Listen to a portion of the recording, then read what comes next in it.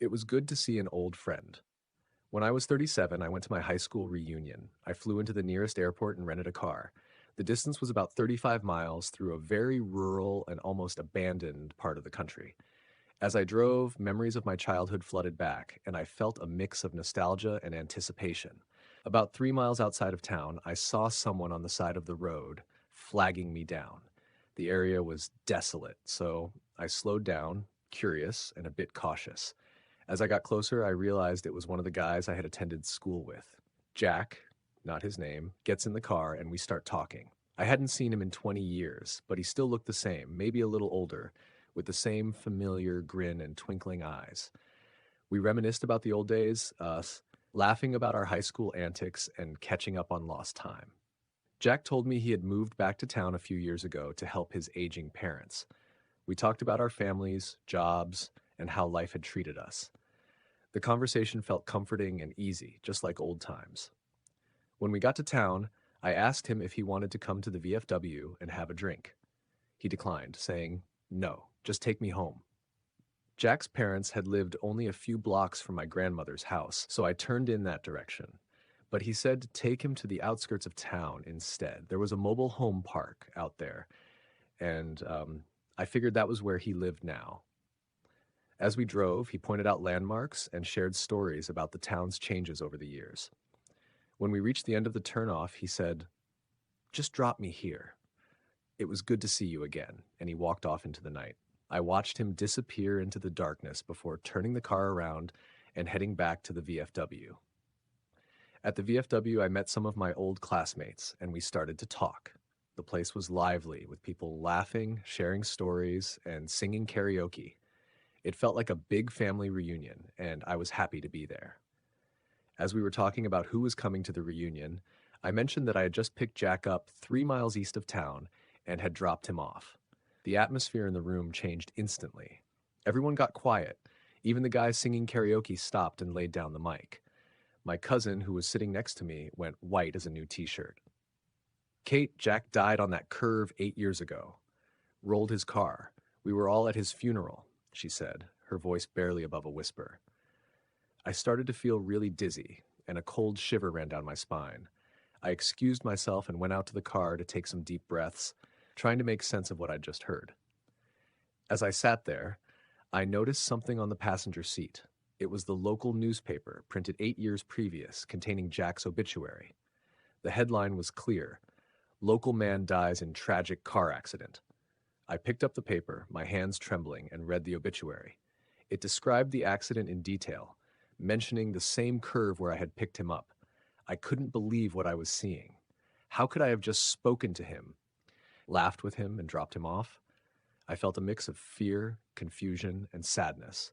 The reality of the situation began to sink in, and I realized that something beyond my understanding had just happened. I still have the paper. It's a reminder of that eerie encounter and a testament to the mysteries of life and death.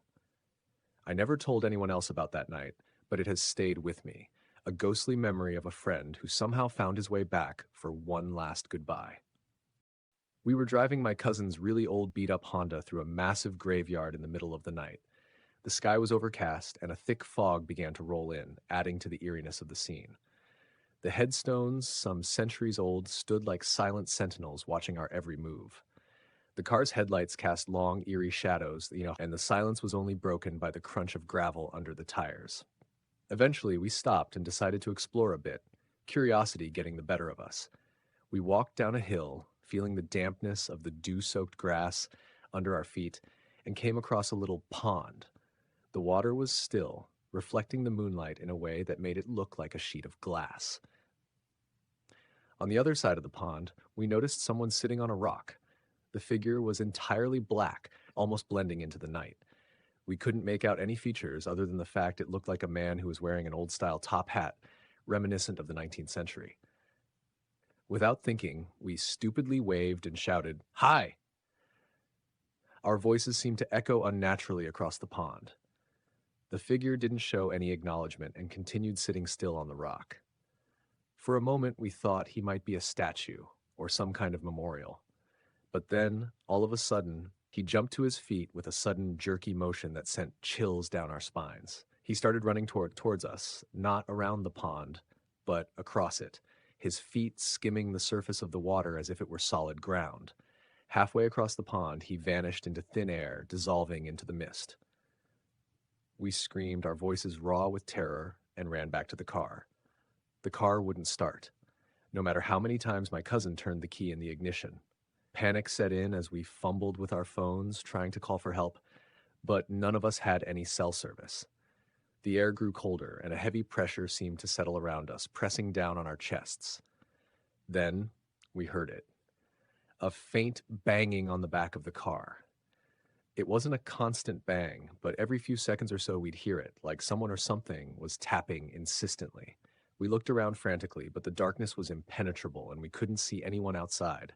The banging continued, and we were paralyzed with fear, our minds racing with thoughts of what could be out there.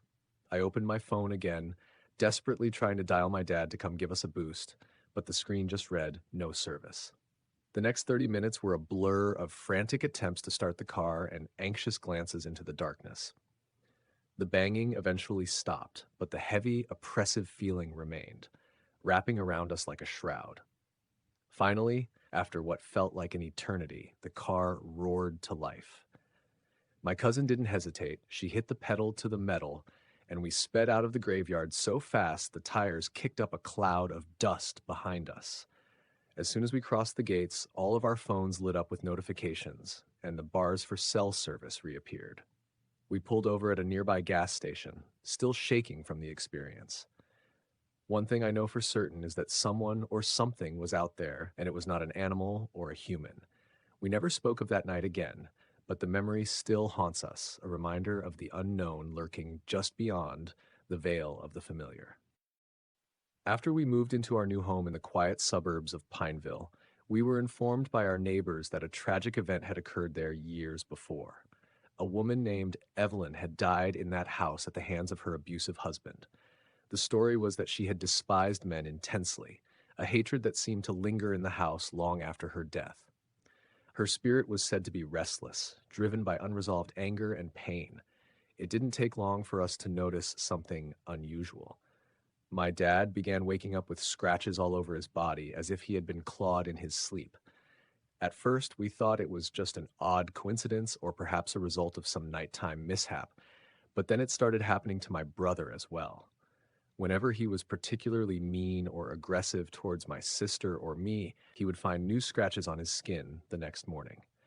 The marks were always in places he couldn't have reached on his own: his back, his legs, and even his neck. One day, my brother had a particularly violent outburst. He hit our sister with a toy, leaving her in tears. That night, as he slept, he was jolted awake with a horrible bloody nose.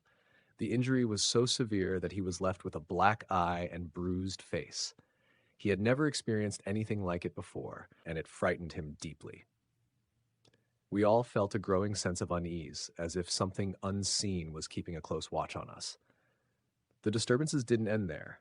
Our parents tried to reassure us that everything was fine, but the atmosphere in the house grew more oppressive with each passing day. The creaking floors seemed to echo with unseen footsteps, and cold drafts would sweep through rooms without explanation. We all had the unsettling feeling that we were not alone. The day we finally decided to move out of the house, the situation reached a new level of intensity. My brother and his twin were practicing wrestling moves in the living room, laughing and goofing around. In a moment of reckless enthusiasm, my brother accidentally broke his twin's arm while attempting a particularly risky move. The injury was severe enough that we had to rush him to the emergency room. He was devastated, feeling as if the house had finally taken its toll on him. Later that night, as we were packing up the last of our belongings, my brother swore that if it hadn't been our last night in the house, something far worse might have happened to him. He believed that the malevolent presence that had plagued us all this time had been waiting for a final chance to strike. He was convinced that the house was cursed and that leaving was the only way to avoid further harm. As we drove away from the house, a profound sense of relief washed over us. The feeling of being watched and the eerie scratches seemed to fade as we left Pineville behind. The new house we moved into was peaceful. and though we never spoke of the old house, the memories of those unsettling experiences lingered with us. The story of Evelyn remained a chilling reminder of the house's dark past, a ghostly chapter we hoped never to revisit. After my parents divorced when I was a teenager, I moved in with my mother. The transition was tough, and I found myself in a small apartment in a different part of town. Almost immediately, I began experiencing a series of unsettling paranormal occurrences that made the new place feel anything but comforting. Several times while I was reading in bed, I would suddenly feel a profound chill in the room. The temperature would drop so quickly that I could see my breath misting in the air. It was as if an icy draft had swept through the room, but the windows were always closed, and there was no logical explanation for the cold. Along with the chilling sensation came an intense feeling of being watched, as though something or someone harbored a deep-seated hatred towards me. This oppressive presence seemed to stare at me with an invisible gaze that made my skin crawl. To escape the discomfort, I would leave the room and try to distract myself with other activities, returning only after an hour or so when the feeling would subside. Yet every time I came back, the same eerie chill and sense of being watched would return. During the daytime, things were no better. I frequently saw a shadowy figure slinking along the walls of my bedroom. The figure would dart just out of view, and whenever I tried to confront it directly, it would vanish, leaving only the lingering sense that something sinister was lurking in the periphery of my vision. The shadows seemed to dance and shift in ways that defied natural explanation, adding to the growing feeling of unease in the apartment. One particularly disturbing incident involved my dog, Max. Max was a friendly and loyal Labrador, but he started acting strangely. One evening, I entered my room to hear a deep, menacing growl emanating from beneath the bed. This growl was unlike anything Max could produce. It sounded like a massive dog, or perhaps even a person trying to mimic a dog's growl. The sound was low and throaty, and it seemed to reverberate through the room with a palpable sense of menace. I cautiously checked under the bed, but there was nothing there, just the dust and clutter of a teenager's room. Max, who had been in the hallway, whimpered and paced anxiously, refusing to enter the room even when I called him. It was as if he sensed something terrifying in the hallway that made him unwilling to come near. Over time, these occurrences became increasingly frequent. I would often find Max cowering in the corner of the living room or hiding under furniture, his eyes wide with fear. There were moments when he would bark frantically at invisible entities and growl at shadows that seemed to drift across the walls. His behavior was erratic and distressing, and it was clear that he was deeply unsettled by something in the apartment. Then, one day, my mother received an unexpected job offer in another city. We packed up and moved to a new home with my father, leaving the old apartment behind. Almost immediately after settling into my father's house, the paranormal activity ceased. The new environment was calm and peaceful, devoid of the chilling presence that had plagued our previous home. Max returned to his usual carefree self, and the oppressive feelings of being watched disappeared. The experience in that apartment left a lasting impression on me.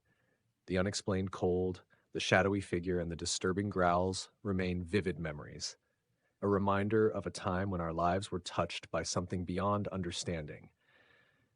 The transition to a new home brought a sense of relief, but the unsettling experiences in the old apartment have stayed with me, a ghostly chapter of my teenage years that I will never forget. My father used to work as a corrections officer at a remote prison located deep in the woods. The facility was surrounded by dense forest, and his job was to patrol the perimeter of the property throughout his entire shift. His duties mainly involved checking empty buildings and monitoring the vast, isolated grounds for any signs of runaway inmates. It was generally a monotonous job, filled with long hours of driving and little else. One particular night, the routine took an unexpected turn. My father had parked his patrol truck on a hill overlooking the prison grounds. He was settled in, reading a magazine to pass the time and trying to stay awake during his shift. The night was quiet, the only sounds being the occasional rustle of leaves and the distant chirping of nocturnal creatures. As he was engrossed in his reading, he suddenly began to feel a peculiar sensation.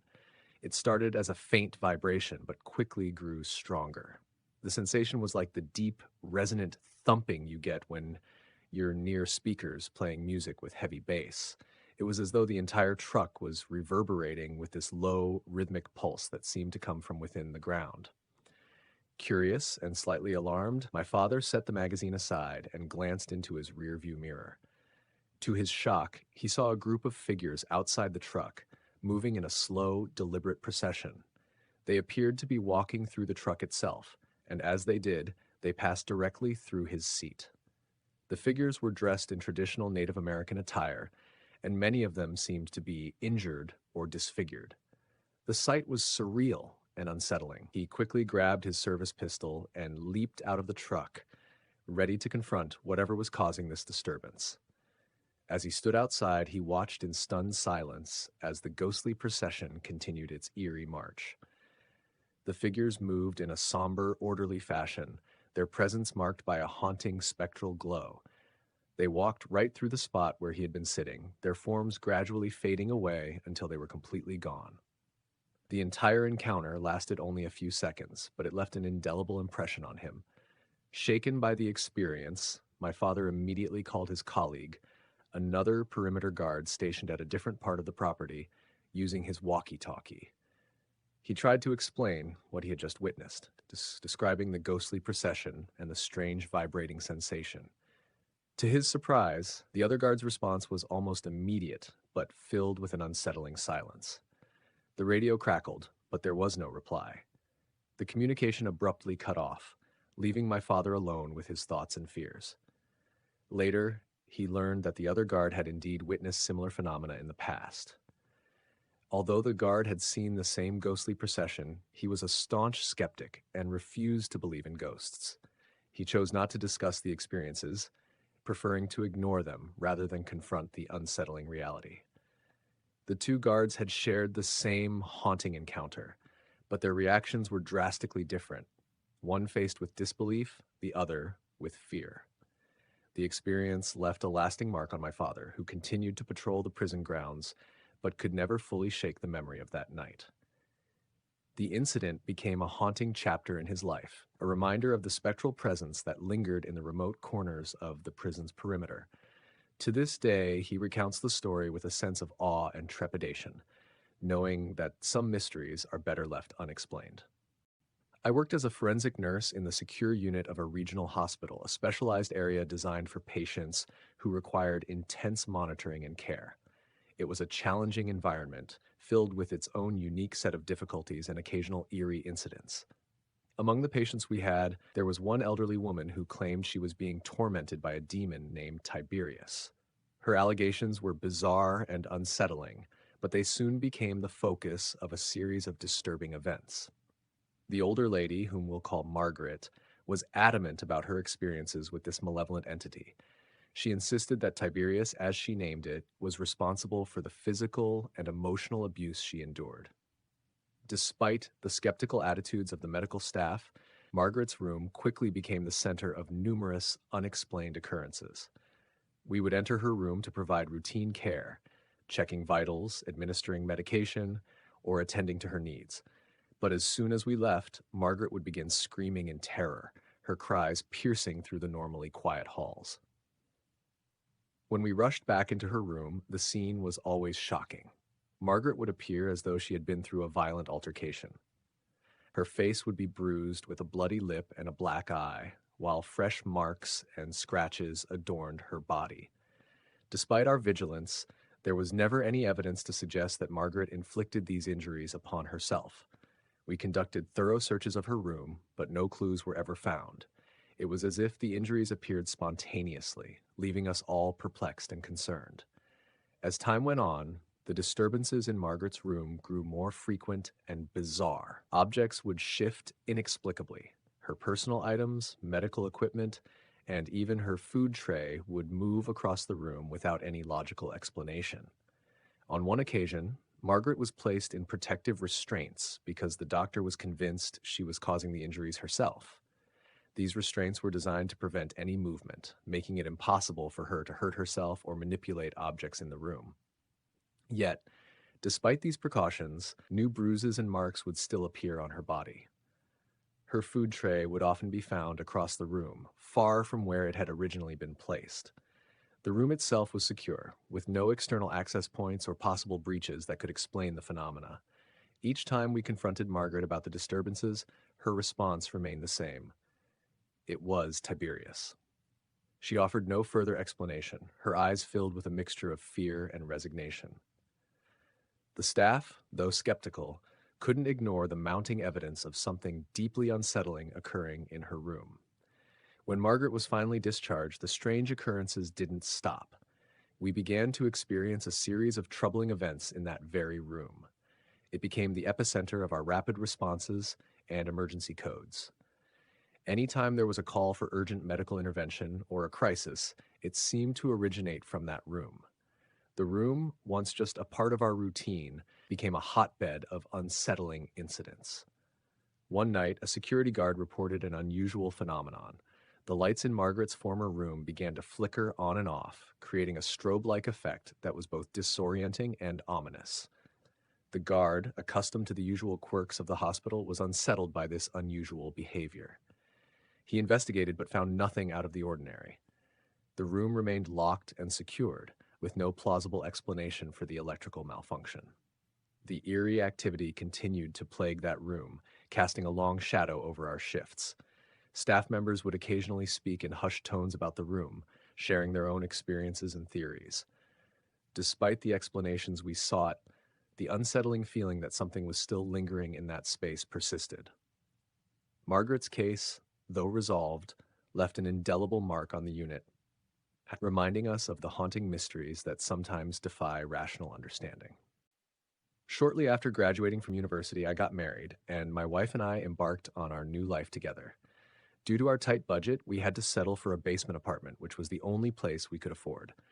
The apartment was small and tucked away beneath an old, dilapidated house in a quiet part of town. What we didn't realize was that we were moving into a place with a very unwelcome resident, a poltergeist. From the moment we moved in, the apartment felt off. Strange things began happening almost immediately. At first, it was small, almost imperceptible disturbances, slight creaks in the floor, odd drafts of cold air, and objects shifting slightly on shelves. But it didn't take long for the activity to escalate. From Reddit. Dishes, glasses, and other items would frequently fly off the shelves, crashing to the floor with a loud clatter. My wife was hit several times by flying objects, each incident more frightening than the last. The feeling of being watched was constant and unnerving, a presence that seemed to be ever present, lurking just out of sight. The atmosphere in the apartment was heavy and oppressive, and it was clear that whatever was there did not want us living in its space. At night, the situation became even more bizarre.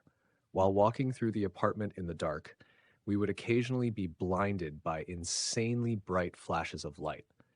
These bursts of illumination would flood the entire room, making it feel like we were being spotlighted by an otherworldly source. The bright lights would come without warning and just as abruptly vanish, leaving us disoriented and on edge.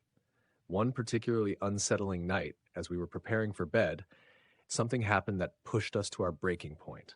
As soon as we walked into the bedroom, we heard a disembodied voice clearly say, "James, move." The voice was chillingly calm and authoritative, echoing through the room as if it were coming from nowhere. My wife and I exchanged horrified glances, unable to comprehend what we had just heard. I tried to laugh it off, attempting to mask my fear with a forced bravado. "You've got it, bud," I said loudly, trying to address the unseen entity. The next 2 days were filled with a growing sense of dread. We packed our belongings in haste and moved out, staying with family until we could find a new place. The decision to leave was not made lightly, but the intense fear and the constant disturbances made it clear that we could no longer live in the apartment. A few months after we moved out, we heard that the elderly woman who owned the building had passed away. The property was eventually torn down, and a vacant lot now stands in its place. The lot remains empty, with only a patch of grass and a single solitary tree marking where the apartment once stood. It's a stark reminder of our unnerving experience. Every now and then, I find myself driving by that empty lot. Each time I see it, I can't help but feel a shiver, remembering the unsettling presence that haunted our early days of marriage. The lot remains a ghostly reminder of a place where we once lived in fear, a chapter in our lives that we hope to never relive. I was standing in my parents' bedroom, talking to my very ill father at the time. He was suffering from advanced pancreatic cancer, and his condition was rapidly deteriorating. The room was dimly lit by a single lamp, casting long shadows on the walls. My father was weak, struggling to stay awake, and our conversations were often punctuated by long pauses as he fought for breath. As I was speaking to him, a chilling sensation crept over me. I couldn't shake the feeling that something was lurking just behind me. I glanced towards the doorway leading to the living room and saw a dark figure about 4 6 inch in height peeking around the corner. The figure was completely black, a silhouette against the pale light of the hallway. Its small, shadowy hands were gripping the doorframe as if it were trying to steady itself while observing us. My heart raced, and I felt a surge of fear. I sprinted towards the doorway, hoping to confront whatever it was. As I reached the threshold, the figure quickly slipped back around the corner, disappearing from sight. When I stepped outside the doorway into the living room, the area was empty. There was no sign of the figure, and the room was still and silent. I returned to my father's bedside, breathless and confused. My dad looked at me with a puzzled expression, clearly unaware of what had just happened. I tried to explain to him what I had seen, but he was too disoriented to grasp the full extent of the situation. His illness had left him frail and unable to fully comprehend my words. I felt a strange mix of fear and frustration, knowing that I had witnessed something unsettling but unable to convey it to him properly. As the days went by, the presence of the shadowy figure became more apparent to others who stayed with us during my father's final days. Friends and family members who came to offer their support began reporting similar sightings. They described seeing the figure in various places around the house, always dark, always watching. My mother, in particular, was deeply troubled. She saw the figure on multiple occasions, once in the hallway, another time in the kitchen, and even at the foot of the stairs.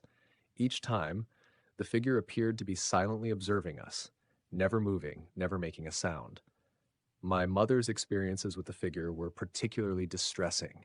She would often find herself unable to sleep, feeling a sense of dread whenever she was alone in the house. The figure's presence seemed to grow stronger as my father's condition worsened. It was as though the figure was feeding off the negative energy and sorrow that permeated the house. After my father passed away, the sightings of the figure ceased abruptly. The house felt different, as if a heavy weight had been lifted. The sense of unease that had lingered for so long was gone, and the once familiar dark figure was nowhere to be seen. We never saw it again, and the house slowly returned to a semblance of normalcy.